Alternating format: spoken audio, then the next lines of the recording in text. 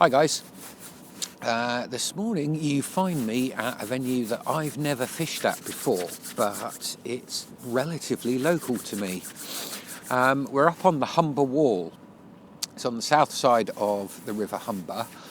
There's a kind of long seawall with various different bays, numbered bays. I'm in bay number 28. Left home at about 6 o'clock this morning, got here at about 7:15. It's blooming cold. Car temperature was reading -3 on the way here. I don't think it's warmed up much, even though the sun's up now. So far, had one little place, which I can put up on film now.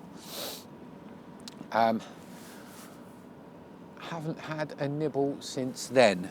High tide's supposed to be at around about 11:35. It's starting to come in now. This is a really snaggy venue. I've already lost one load of end tackle on the rocks. I think the case is when you pull your line in, then you need to just reel like billio to get it up over the snags that are right in front of the bays. But it's absolutely beautiful. It's a glorious day. The sun is up and is shining. We've got some blue sky, a little bit of cloud, and the water is absolutely calm. Now, this is a new experience for me because I've never fished an estuary before. It's supposed to be a good cod mark. There also should be some whiting and some flatties about. As I say, I've just had one little place. First fish of the day. It wasn't big enough to keep, unfortunately. Had to go back, but it was very fat. So I'm rather hoping that some of its brothers or sisters might come along at some point during the day. And certainly a nice little codling or something would be a bonus. So there we go. That's where we are. We'll pull the rigs in that we've got. We probably need rebaiting now. I've got a 3-hook flapper out, just for any kind of flatties that are out there at the moment. And the other one is actually a Wessex rig, and that's what I caught the place on. The thing is, I'm kind of gathering that the fewer hooks, the better. So I was going to put pulley pennels out. In actual fact, what I've decided to do is make up a rig that's just a pulley rig, just the single hook on it. I was having a chat with a guy who's fishing the bay next to me called Mark when I got here this morning. That's what he recommended, and that's what he was fishing, was just a pulley rig with a single hook. So I've got one of those baited up. I'll probably chuck that out in a moment and see how we get on with that. But I think I might stick with a 3-hook flapper as well, just for any kind of flatties that are around. So we'll carry on, and I'll catch up with you in a bit.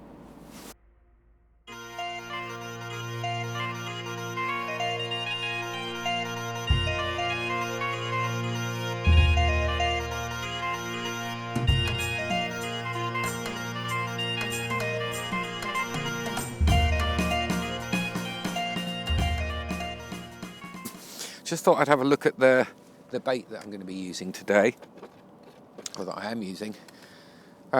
Essentially all I've got is kind of what was available in the freezer, which was some frozen black lug, which was actually bought down in Kent when I was down there just after Christmas. And that's literally all I had in the freezer. And then a colleague of mine who was just taken to beach fishing offered me some frozen squid, which he popped in to work yesterday, which was enormously kind of him. So that's kind of like giving us a bit more of an option. Apparently, tipping your bait off with squid is a good idea. So what I'm doing, because these frozen lug are a little bit kind of sloppy, what I've done is I've threaded up a black lug about halfway onto a baiting needle, and then just bent it over and kind of twisted it up on itself. Now, my mate Matt gave me some little tiny weeny diddy little squid. Came in a pack like that. I've never actually used these before. You know, supposedly ideal as a kind of tipping bait. But what I'm going to do, in order to kind of like keep the bait fairly compact, if I can find the baiting cotton, what I'm going to do is just lay that little squid alongside, I don't know how well you can see that on there, alongside the black lug on the baiting needle, and I'm going to whip that together. So because I'm not using enormous hooks, the refinery behind me is just making an enormous amount of noise. Because I'm not using enormous hooks, I'm going to try and keep the bait nice and kind of compact. Oh! Try and do it without dropping it, Chaz. Okay, so literally whipping. A bit of it's just flown into my eye. How on earth has that happened? Whipping that together. I think it was probably a bit of ice. The trouble is, it's so cold this morning that the frozen bait is staying frozen. Right, so there we go. So that's all kind of whipped together. A nice bit of lug, and then I can just slide that off the baiting needle, and that's one bait ready to go. So we'll grab another worm.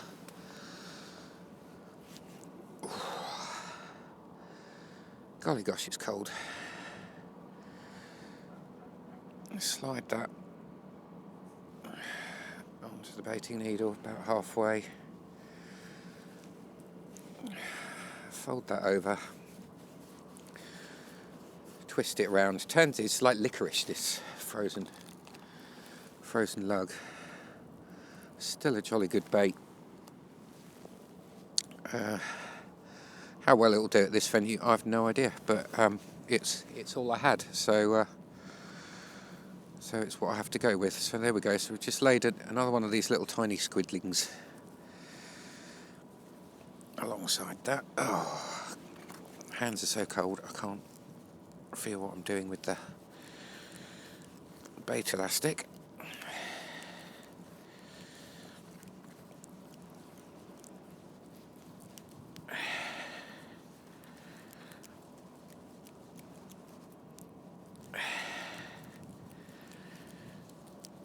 I have to say, bait elastic in so many situations is absolutely vital for sea fishing, and there's another one done. But I do hate it. It gets kind of caught up on all the hooks and everything. It's always a bit of a bugger to strip off when you're rebaiting, but we can't do without it. So what this is going to go on is oh, blimey, that's cold. Is a 3-hook flapper. I've got, I think, around about a size 1 worm hook on there. Oh. So we will, how well you can see that. Thread that on just as though we were threading a fresh worm on there. Pull that over the eye. There we go, make sure that the hook point is clear. And there we go, that's a nice squid and frozen black bait. Now I'm using my good old favourite, apparently when the tide comes in it's fairly strong, so I'm using the green breakaways, 7-ounce breakaways, and I've got a lead lift on there, so when I'm reeling in like crazy, I'm bringing the lead right up to the top of the water and trying to avoid the snags and stuff. And as long as I reel nice and fast, that certainly seems to work. Okay, so well, let's get this on the trace. It's ready to go next time I need to rebait. And fingers crossed, I'll catch up with you in a bit. So, okay guys, just out of interest, so we get lots of ships passing in front of us. Obviously, we're at the entrance of the Humber. And there we go, we've got a huge bulk carrier called Cape Alexandros. It's a Liberian vessel, built in the year 2010, and its length is 292.26 metres and its beam is 45 metres. Its gross tonnage 92,744, and its dead weight is 179,166 tonnes, and it's on its way apparently to Drummond Island in Colombia.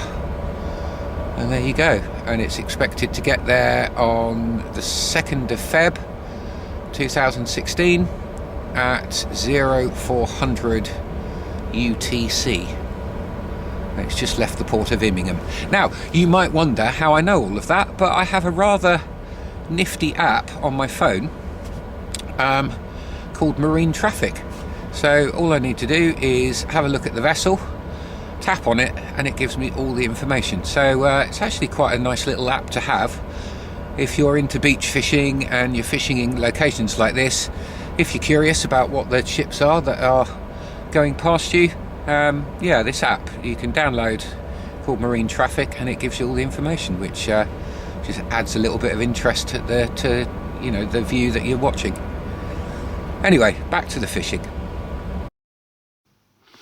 And here I am reeling in just to check the bait, and you can see with the lead lift it brings the lead and the trace right up to the surface, and it's bouncing it across the top of the water and over the top of the snag so we don't get snagged up. Right guys, it's now 20 to 3. We've fished right the way up over high water and back down again, and very disappointing. We've had that one place, little place, first thing, and then all I've had since then is a weeny, very, very skinny pin whiting. I mean, literally a pin. There just hasn't been anything out there, frankly. The bait, every time I kind of wind it in to rebait, the bait just hasn't been touched at all. So yeah, a bit disappointing, very, very cold. But, you know, you've got to be in it to win it, and you never know. I think there's been a couple of guys all the way along, the reports I'm getting from chaps who are stopping and having a chat, that there's been a couple of codling out, but that's about it. Most people have had a really disappointing day. But then, you know, if the fish aren't in front of you, there's not much you can do about it. What's been absolutely fabulous is the fact that, you know, you kind of sat here next to your car. There's a trackway that kind of goes along the side, and pretty much everybody that's been fishing, that's kind of packed up, that's gone away, has stopped and had a bit of a chat. You know, and they're kind of people who are fishing this mark regularly. You know, which bays to use, which are the best rigs to use, the best bait to use, the best time of year to be here. You know, so I've learnt so much, far more than, you know, if I'd have sat at home just reading the blogs on WSF and stuff like that. Yeah, you can glean a little bit of information, but the only way to really learn about a new venue is to come along, fish it, have a chat with the guys who are down here. And it's one of the great things about beach fishing, generally, is that, you know, how friendly everybody is, and how eager people are to kind of, you know, hand out their kind of tips and whatever, which is completely fantastic. So from a fishing point of view, from a catching point of view, very disappointing, but definitely a mark I should be coming to again. And I think, you know, possibly earlier on in the winter, apparently December, this place was fishing its socks off. People were pulling out, you know, half a dozen or more cod at a time, you know, which is great. But like I say, if they're not there in front of you, there's not much you can do. But it's been a worthwhile day. I've learnt a hell of a lot. You know, and so next time I come down here, I'll be better prepared, the right kind of rigs and the right kind of information. So all in all, not too bad a day really, despite the fact that we haven't had any fish on camera, which is a bit disappointing from the point of view when you're filming. But I shall start packing up now. I'm going to have a cup of tea, try and warm up a bit, pack the gear up, and I'll catch up with you guys again soon. Take care.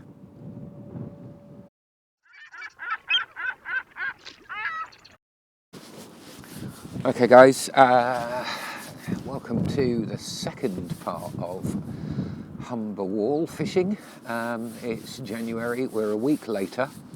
What a difference a week makes. Last week it was -3, we were here around about an hour and a half before dawn. It was absolutely beautiful, but -3, freezing cold. This week, much warmer. It's around about 13 degrees. It's a little bit more overcast, but the important thing is that last week we were fishing a high tide that was at 11 in the morning. It was a very bright day. Although the water's very coloured, the fish just weren't there. So it was a bit of a kind of disaster from that point of view. We just had that one small flatty and a little tiny pin whiting that I didn't even manage to get on camera because I didn't even know it was on. So we've come back a week later, like I say, slightly better conditions, but the important thing is that we've got what's approaching a spring tide. Spring tide's actually on Tuesday, but it's a lot higher this time. It's last time the high tide was 6.29 metres. It's 7.39 metres, I think, today at 6:20 after dark. Well, my experience of shore fishing is that, you know, I've had most of my best catches after dark. So I thought, what the hell, I'll give it another go. And hopefully this time we can get some fish on camera. We're using exactly the same rigs and everything that we used last time. I've got a couple of flapper rigs, one 3-hook, one 2-hook. Just in case there's any kind of flatties and stuff around. And obviously cod is what we're after. This is known as a cod mark. Apparently in December this place was fishing its socks off, but it's not been so good recently. But you know, you've got to be in it to win it. So I've got a couple of the advice that I got from the anglers last time was for the cod, go for a pulley rig, but just with a single hook around about size 2.0. So I've got a couple of pulley rigs set up with 2.0 Sakuma Manta hooks on there. We're using exactly the same bait as we did last time. We've got frozen black lug, we've got some frozen squid, and just, you know, we'll see whether or not we get any more joy this time. So we're just waiting for the tide to come in now. I was actually here around about 3 o'clock this afternoon, and the tide is now starting to come in. It's getting near the kind of rocks,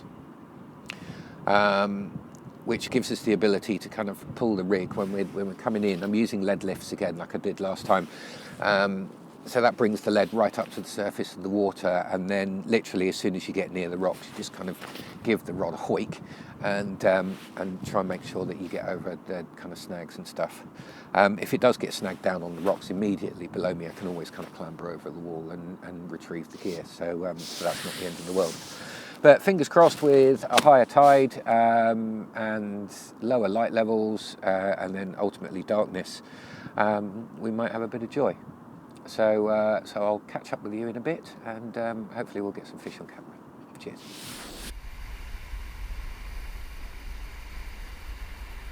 That's the thing with braid, you see absolutely everything. So fish comes along, has a nibble, spits it out, you see it and you get all excited. And there we go guys, the first fish on camera.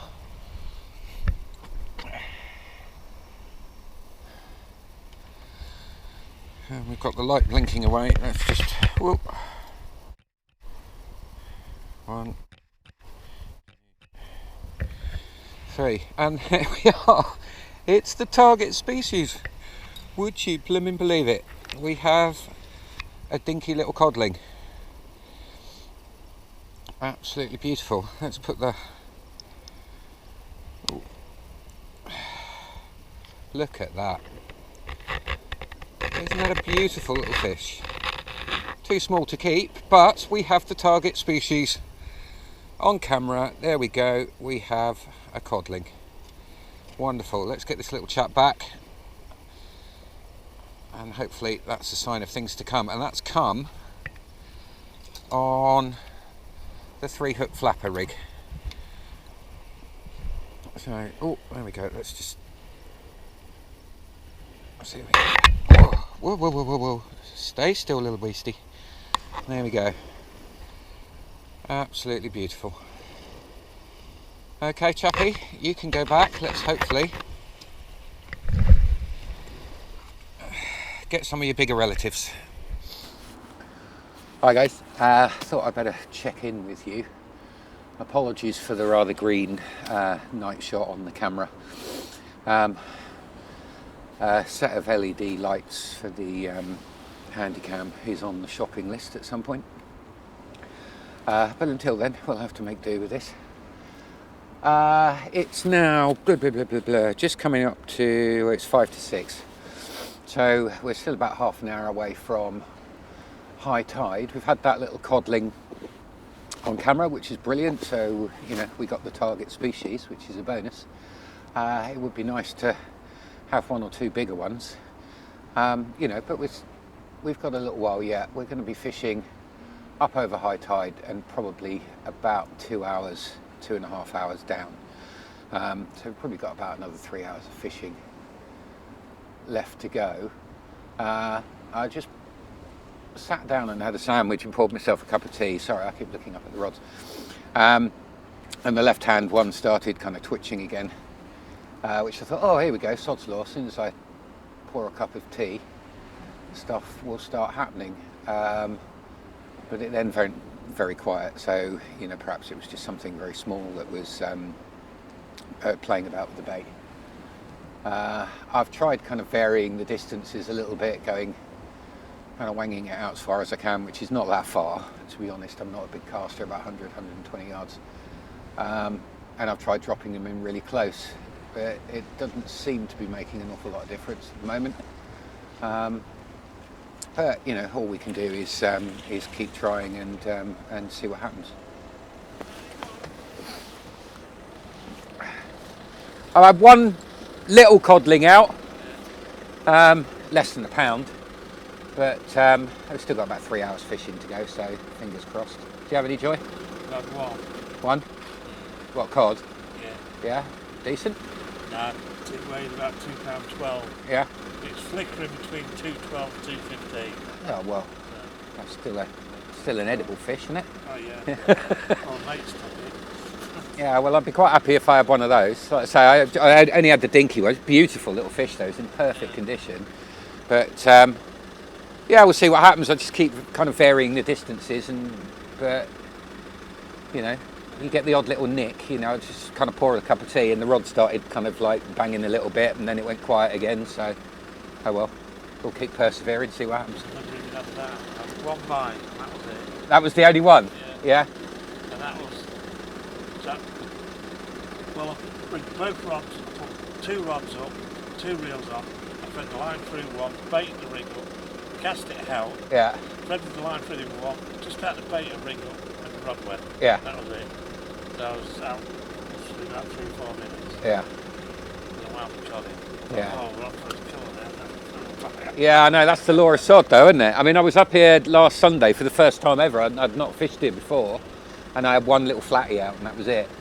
It was bloody hopeless. Well, no, a tiny little whiting as well. But yeah, fingers crossed. I mean, like I say, we're still not quite high tide yet, so... Yeah, you remember what we looked further that way? Really? Yeah, 25, 26, 27. Well, that's what I tried last time, but I didn't get any joy. But It's coming to shallow water, but it's bigger tide. Big tide. yeah, no, that's the thing, isn't it? It's about this best part 7.5 metres, so so yeah, fingers crossed. We'll see what happens. Yeah. Take care, mate.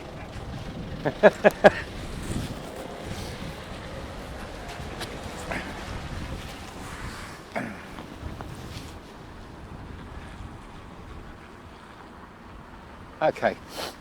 Yeah, sorry about that. A little interruption there.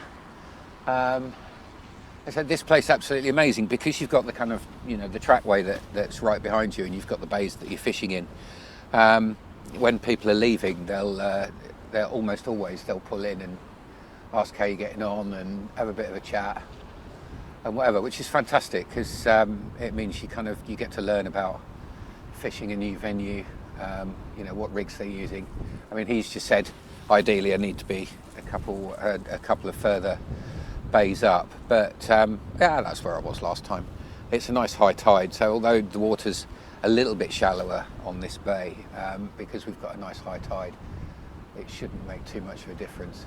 And we're getting the odd little kind of like nibble, so and we've had that one little codling, so who knows. Anyway, we'll get back to it, and I'll catch up with you in a bit.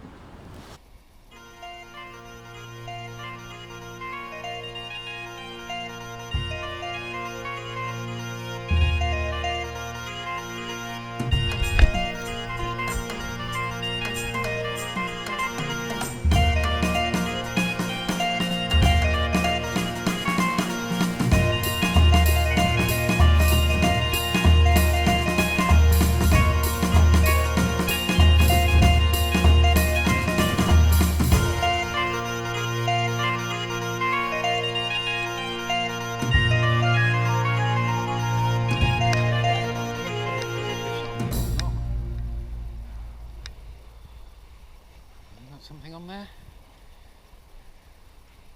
Oh, yep. I think we've got a flatty. No.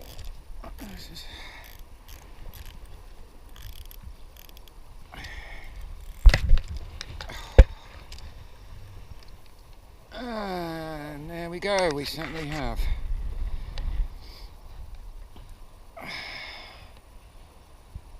One flounder. Splendid behaviour. So, all of a sudden, from nothing happening for ages, the right hand rod started going. I picked that up. Don't think I had anything on there, and then all of a sudden the left hand rod starts banging away, and there we go. One flounder. He feels quite fat. That's a good size one. There we go, guys. Hopefully you can see that on camera. One Humber flounder. It looks like he's taken the hook right down, so we'll just drop him down there. Get this rig off.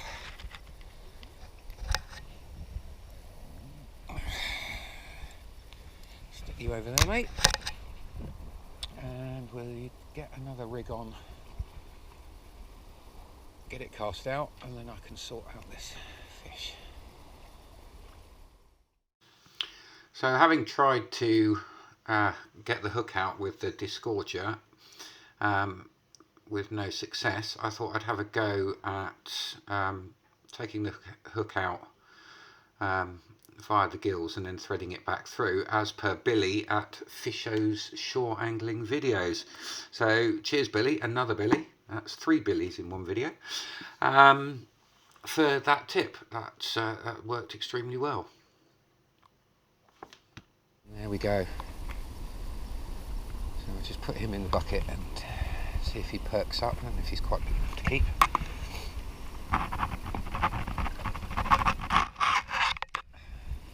Oh God! You no sooner put that bait out, and then we've got a big knock on the left-hand rod that I just put out.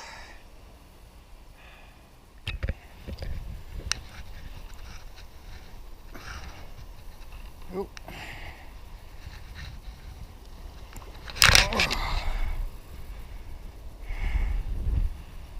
And there we go, guys.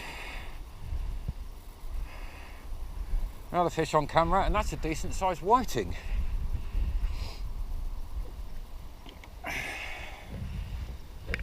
Look at the size of him. Whoops, he's minus an eye on that side. Let's look at him that side, he looks a bit prettier. Look at the size of him. Now that, don't spike me with your teeth, that is a decent sized whiting there, guys. Very nice, definitely a keeper. Splendid. Got blood all over my finger because I spiked myself. Anyway, let's get another rig put on there. So, nice to know we're catching, and we have at least one keeper, because that flounder went back. He was a little bit thin, although he wasn't too bad a size. He was a little bit thin, so I decided to put him back. He was surviving all right in the bucket. Having taken the hook out with forceps up through the gill,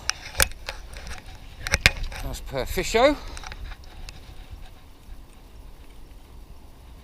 So, right, let's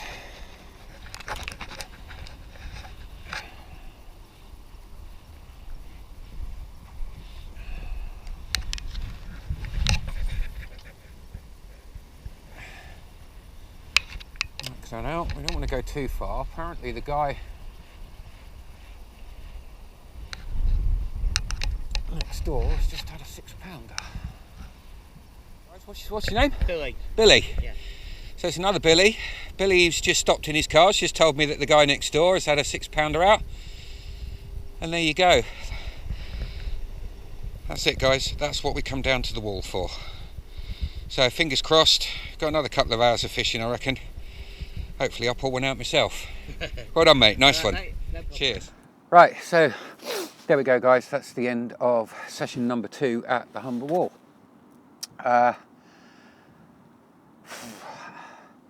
Not too bad, really. You know, at the end of the day, we got the target species, albeit a small one, not a keeper, which is a bit of a shame. But we did see a decent one from the guy at the next bay, number 25. And we got a decent whiting, and we got a flounder. So we got 3 different species on camera for you, which is a bit more successful, I'd say, than the last time. I think the combination of the fact that it was a bigger tide and the fact that we were fishing after dark, I think that's the way to go. It's certainly a venue that that I'll come back to. Whether or not I do it again this winter is another matter. There's other venues that I'd like to try and get to, and I'll be down in Norfolk in February. But certainly I'll be coming back kind of November, December time, when hopefully we'll be able to get some decent sized cod on camera.